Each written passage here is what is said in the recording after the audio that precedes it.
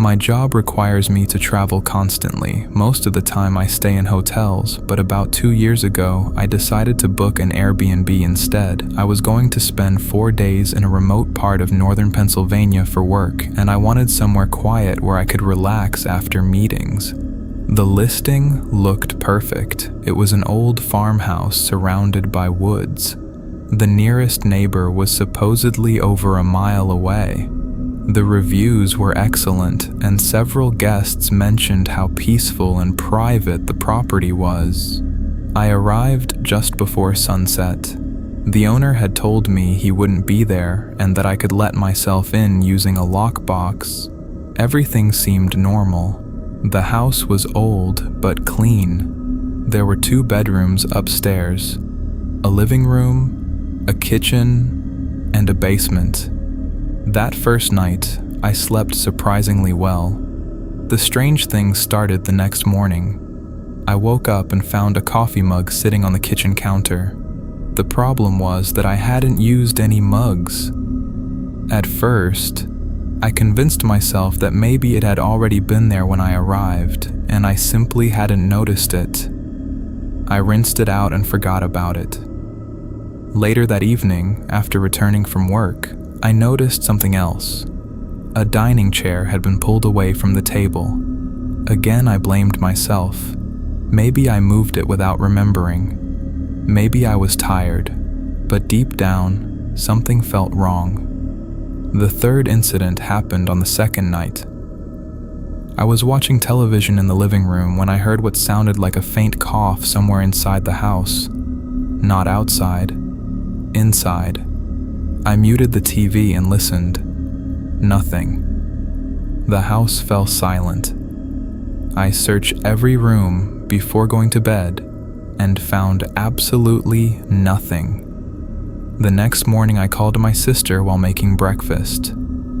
As we talked, I mentioned the weird things that had been happening. She laughed and told me I was spending too much time watching horror movies. Then she asked a question. "Are you sure nobody else has access to that house?" I told her no. At least I thought so. That night I started paying closer attention. Before going to bed, I took pictures of several rooms with my phone. The kitchen, the hallway, the living room, the staircase.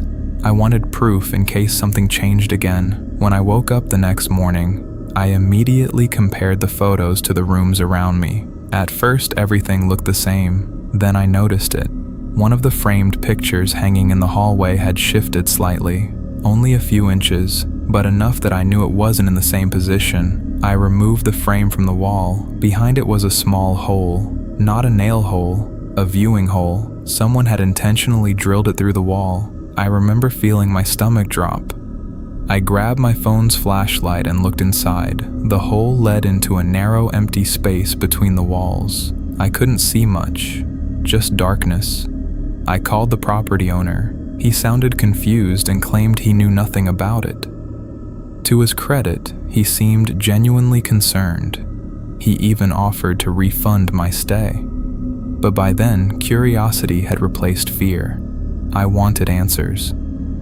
That evening, I started inspecting the house more carefully. Around midnight, I found something strange in one of the upstairs bedrooms. The wardrobe seemed unusually deep. When I pushed on the back panel, it moved. My heart immediately started racing. The panel wasn't part of the wardrobe. It was a hidden door. I stood there for almost a minute trying to convince myself not to open it. Eventually, I grabbed a fireplace poker and pulled the panel open. Behind it was a narrow passageway. The space was barely wide enough for a person to crawl through. The smell hit me first. Body odor, old food, human presence. I shined my flashlight deeper into the passage. What I saw still makes me uncomfortable to talk about. There was a mattress, several empty water bottles, food wrappers, blankets, and dozens of photographs. Photographs of guests. Some were sleeping, some were watching television, some were sitting at the kitchen table. They had all been taken secretly from inside the walls. I immediately backed away and called 911. The dispatcher told me to leave the house immediately. I didn't argue. I ran downstairs, grabbed my keys, and got outside. The police arrived about 20 minutes later. Officers searched the property while I waited in my car. About 10 minutes after they entered the house, I saw several officers suddenly draw their weapons. Then I saw someone emerge from the front door. A man, thin, dirty, middle-aged. He looked like he hadn't had a proper shower in weeks. The police arrested him on the spot. What they eventually discovered was horrifying. The man had once owned the property years earlier. After financial problems, he lost the house. According to investigators, he became obsessed with it. At some point, he secretly returned and built hidden access points inside the walls and attic. For years, he had apparently been living inside the house whenever guests rented it, watching them, listening to them, studying them. The officers told me something else that still bothers me. When they searched the hidden passageways, they found a notebook. Inside were dates and descriptions of previous guests, names, schedules, habits. One entry had my name written at the top. Below it was a list: the times I left for work, the times I returned, what room I slept in, what television shows I watched, what time I turned off the lights. The final note had been written only hours before I found the hidden passage. It said, "Still hasn't noticed me." I think about that sentence more than anything else, because it means that while I spent 4 days believing I was alone in that farmhouse, someone was living inside the walls the entire time.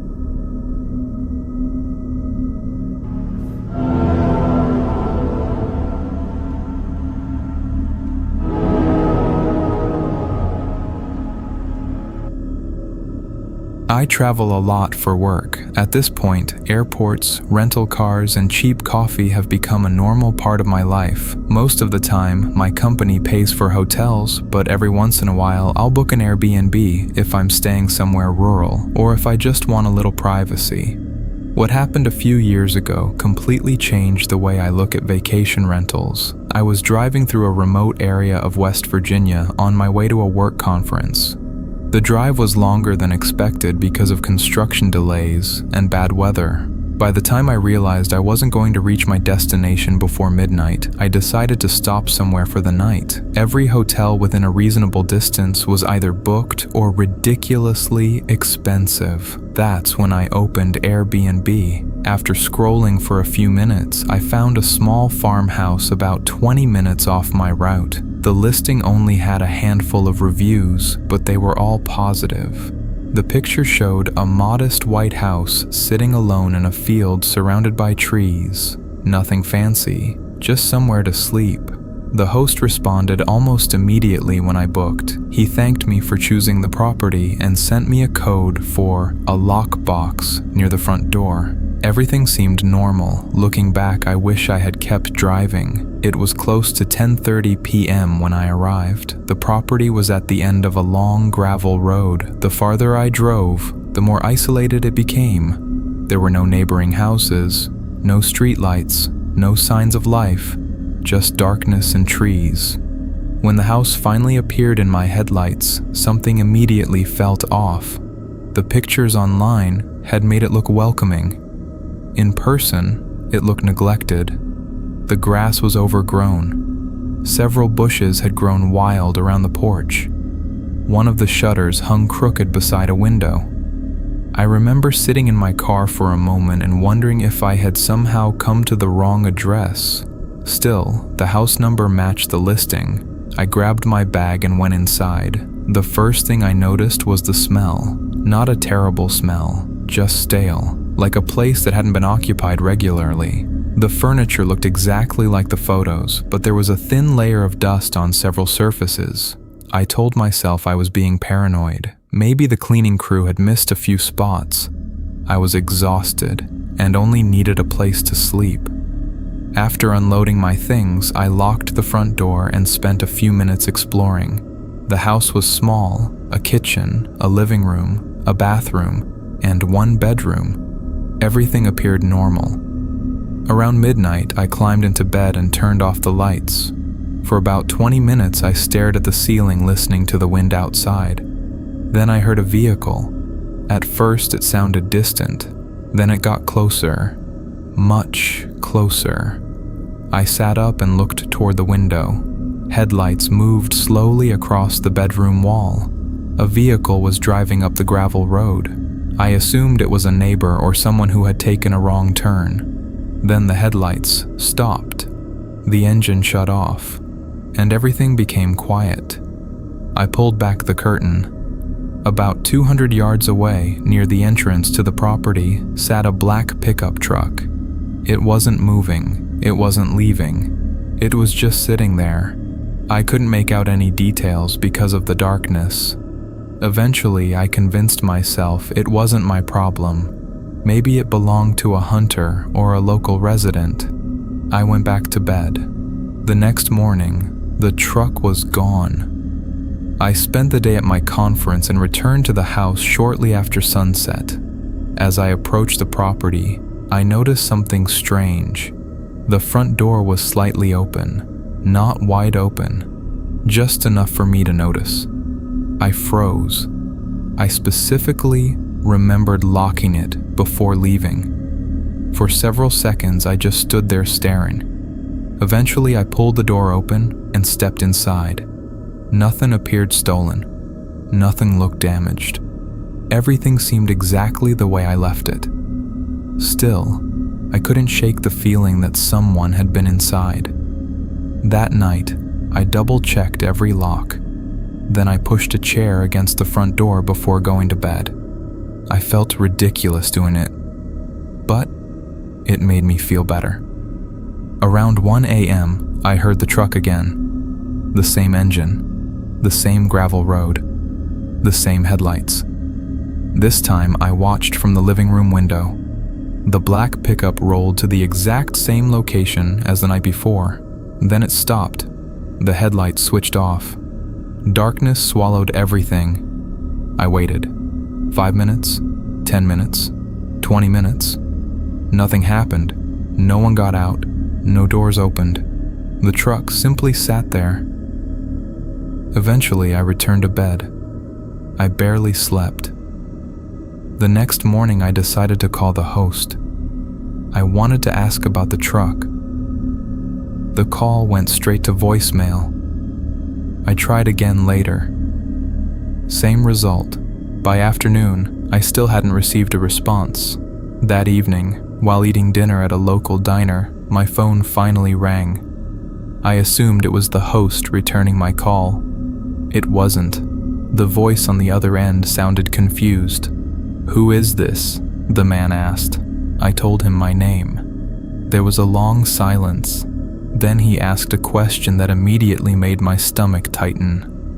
"What are you doing at my property?" I laughed because I genuinely thought it was some kind of misunderstanding. I explained that I had rented his Airbnb. Another silence, longer this time. Then he said something I'll never forget. "My Airbnb?" I told him the address. The man interrupted me before I could finish. "That house isn't on Airbnb." I remember feeling my pulse speed up. "What do you mean?" I removed that listing over a year ago. At first, I thought he was trying to scam me. Then he started providing details that matched the house perfectly. The layout, the furniture, the gravel road, everything. He was clearly the actual owner, and he sounded genuinely alarmed. According to him, he had stopped renting the property after repeated vandalism problems. The listing had been removed. The account was inactive. Nobody should have been able to book it, yet somehow I had. The owner asked me to send screenshots of the reservation. As soon as I did, he called back. His voice sounded nervous. "That's not my account." I didn't know what to say. Someone had copied his photos, copied his description, copied everything. Then they created an entirely new listing. The owner told me to leave immediately. I agreed, but by then it was already dark outside, and honestly, I didn't want to drive unfamiliar mountain roads at night. I decided to stay one final night and leave first thing in the morning. That decision still bothers me. Around midnight, I heard the truck again. This time, I didn't go to the window. I was too unsettled. Instead, I stayed in bed staring at the bedroom door. About 30 minutes later, I heard something else. Footsteps outside. Slow footsteps crossing the porch. I held my breath. The footsteps stopped directly outside the front door. Then silence. Complete silence. Several minutes passed. Then I heard a faint sound. The doorknob. Someone was testing it. Slowly. Carefully. The chair I had wedged against the door scraped slightly against the floor. My entire body went cold. I grabbed my phone and called 911. The dispatcher stayed on the line while officers headed toward the property. The nearest units were nearly 20 minutes away, longest 20 minutes of my life. The footsteps eventually moved away from the house. Then everything became quiet again. When police finally arrived, they searched the property. The truck was gone. Whoever had been there had vanished. The officers encouraged me to gather my belongings and leave. I did. I checked into a motel 40 miles away and figured that would be the end of it. It wasn't. About 3 weeks later, an investigator contacted me. The real owner had reported the fake listing. Airbnb cooperated with authorities. What they uncovered was disturbing. Several people had rented the same property through the fake account, not dozens, but enough to raise concern. Most only stayed one night. A few left early. Several never posted reviews. The investigator also told me something else. Security cameras from a nearby gas station had captured the black pickup truck on multiple occasions, not just during my stay, during nearly every reservation linked to the fake listing. The same vehicle, the same driver, the same pattern. Arrive after dark, leave before sunrise. Unfortunately, the license plate was never visible. Then came the part that still keeps me awake sometimes. One camera positioned near the road leading to the property captured footage from my final night. At 2:17 a.m., the black truck arrived. A person exited the driver's side. The figure walked toward the house, then disappeared into the darkness. The camera never showed them returning. Not once. The truck eventually drove away shortly before dawn. But according to the footage, nobody got back inside. The investigator couldn't explain it. Neither could I. To this day, nobody knows who created the fake listing. Nobody knows why they wanted strangers staying at that property. And nobody ever identified the person connected to the truck. Sometimes I think about how close I came to opening the front door that night. Sometimes I think about the footsteps stopping outside, about the doorknob turning, about the fact that whoever was out there knew I was alone. But the thing that bothers me most is the unanswered question. If the person walked toward the house at 2:17 in the morning and never walked back out, then where exactly did they go?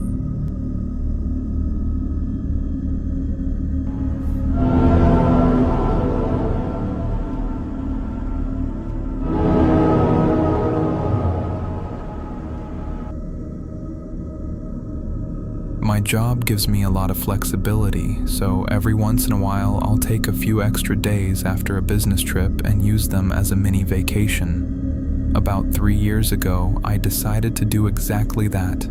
I had just finished a conference in northern Michigan and wanted to spend a long weekend somewhere quiet before heading home. Instead of booking a hotel, I found a beautiful Airbnb sitting on the edge of a lake. The place looked incredible. It was a modern 2-story house surrounded by pine trees. The listing had dozens of 5-star reviews and the host seemed unusually friendly. He responded to my booking within minutes. Over the next few days, he answered every question I had and even sent recommendations for restaurants and hiking trails nearby. Honestly, he seemed like the perfect host. I arrived late Friday afternoon. The weather was beautiful. The lake reflected the sunlight like glass, and the entire area felt peaceful. The host was actually there when I arrived. He introduced himself, helped me carry one of my bags inside, and gave me a quick tour of the property. He was probably in his late 50s, very polite, very normal. Before leaving, he smiled and said something that would later stick with me. "If you need anything at all, I'm never too far away." At the time, I thought he was just being friendly. I thanked him, watched him drive away, and started enjoying my weekend. The first evening was perfect. I grilled some food on the deck, watched the sunset over the lake, and spent a few hours reading before going to bed. Nothing felt unusual. That changed around 2 o'clock in the morning. I woke up suddenly. I didn't know why. The room was completely dark. For several seconds, I just lay there listening. The house was silent. Eventually, I convinced myself it had been a dream and rolled over. Then I heard it. A soft creak, somewhere downstairs. The sound reminded me of someone carefully stepping on an old wooden floor. I sat up immediately. Another creak followed, then another, slow, deliberate, as if someone was walking through the house. I grabbed my phone and turned on the flashlight. The sound stopped instantly. I spent several minutes listening. Nothing. Eventually, I chalked it up to a house settling during the night and managed to fall asleep. The next morning, I felt slightly embarrassed about how nervous I had been. The house was modern. There was no reason to assume someone was inside. After breakfast, I spent most of the day hiking nearby trails. When I returned that afternoon, something caught my attention. A kitchen cabinet was open. Not wide open, just slightly, maybe 6 inches. I distinctly remembered closing it before leaving. Still, I figured I had simply forgotten. I closed it and moved on. That evening, I watched a movie in the living room and eventually went to bed. Around 1:30 in the morning, I woke up again. This time, the noise was much clearer. Footsteps, not creaking wood, actual footsteps, slowly moving through the hallway outside my bedroom. I froze. Every hair on my body stood up. The footsteps continued for several seconds, then stopped directly outside my door. I held my breath. The silence that followed felt unbearable. I stared at the bedroom door, waiting, expecting the handle to turn. Nothing happened. Eventually, the footsteps moved away. I don't think I slept more than an hour after that. The next morning, I considered leaving, but I couldn't explain what had happened. There was no evidence, no sign of forced entry, nothing missing. I didn't want to be the paranoid guest who called the host because a floor creaked during the night. So I stayed. That afternoon, I drove into town to grab lunch. While sitting at a restaurant, my phone buzzed with a notification. It came from the security camera installed in my car. The camera had detected movement. Curious, I opened the recording. The footage showed my vehicle parked outside the Airbnb. A few seconds later, someone entered the frame. My stomach dropped. It was the host. I watched him walk up the front steps, pull a key from his pocket, unlock the door, and enter the house. I replayed the video 3 times. There was no mistake. It was him. I immediately sent him a message. "Hey, I just got a notification from my car camera. Were you at the house?" A response arrived 10 minutes later. "No, I've been in town all day." I stared at the message. Then I sent him the video. After that, he stopped responding entirely. No explanation, no apology, nothing. At that point, I should have packed my things and left. Instead, I made the stupid decision to stay one more night. Part of me wanted answers. Part of me thought there had to be a reasonable explanation. There wasn't. That night, I locked every door and window before going to bed. Around midnight, I heard footsteps again. This time they were downstairs, moving through the kitchen, then the living room, then the hallway. I grabbed a flashlight and quietly opened my bedroom door. The upstairs hallway was empty. The entire second floor was empty. But when I reached the staircase, I noticed something strange. A light was on in the kitchen. I knew for a fact I had turned it off. Slowly, I walked downstairs. The kitchen was empty. The back door was still locked. Every window was still locked. Nobody was there. Then I noticed something sitting on the counter. A coffee mug. Fresh steam rose from the top. For several seconds, I just stared at it. I lived alone. I was the only guest, and I hated coffee. Someone had been inside the house. Recently. Very recently. I grabbed my phone and decided I was leaving at first light, no matter what. I went back upstairs, locked the bedroom door, and spent the rest of the night awake. The following morning, I began packing. While carrying my bags downstairs, I noticed something odd in the basement. A large bookshelf sat against the far wall. The problem was that the floor beneath it showed scratch marks, fresh scratch marks, as if the shelf had been moved repeatedly. Curiosity got the better of me. I pushed against it. To my surprise, the entire bookshelf shifted. Behind it was a narrow door. I immediately felt sick. The door wasn't part of the original basement design. Someone had intentionally hidden it. I opened it. The smell hit me first. Stale air, body odor, old food. The hidden room beyond was small, barely large enough for a bed, but it was clearly being used. There was a mattress, blankets, several empty food containers, a portable lantern, and dozens of photographs pinned to the walls. I stepped closer. My blood ran cold. The photographs showed guests, hundreds of them. Men, women, families, people sleeping, people watching television, people eating dinner.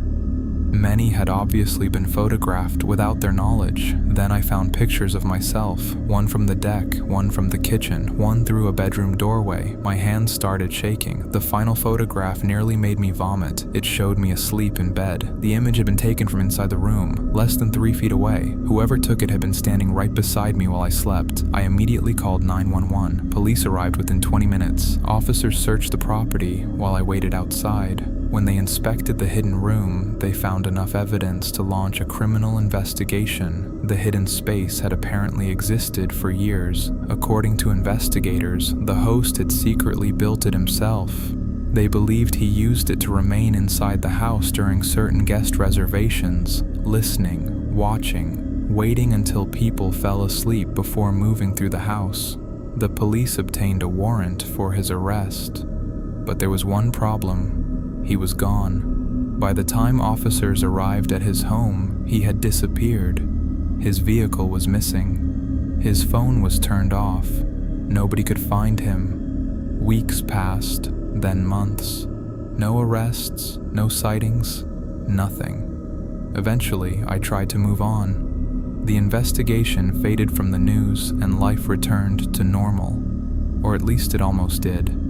About 6 months later, I received an email from Airbnb. The company informed me that the host account had been permanently removed. Attached was a copy of my original complaint for their records. I opened the file.